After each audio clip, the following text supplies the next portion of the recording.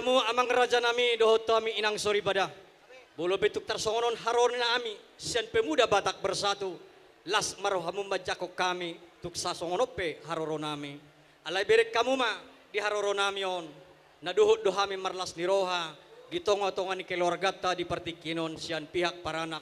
Suaksoni nang sian pihak perboru. Jadi tuk tersongonope naboy roha minuay.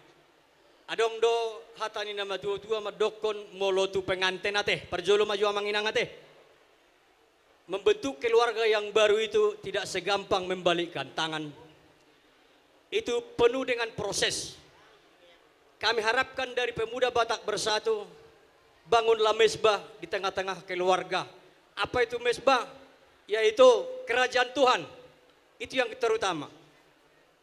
Yang kedua, jujur dalam segala hal di dalam keluarga itu kuncinya di dalam rumah tangga. Harapan kami ke depan, kalaupun ada persoalan di tengah-tengah keluarga, molo di dok adok pergutu-gutua di bagas keluarga, adong dohatani na tua-tua nama dokon, garu-garu ni haumen na denggat dohatubuan ni sangge-sangge, bolo tung adong dihamu pergutu-gutuan, di antara ni hamuna dua penganten, denggam mahatong hamuna dua di bagasat damai.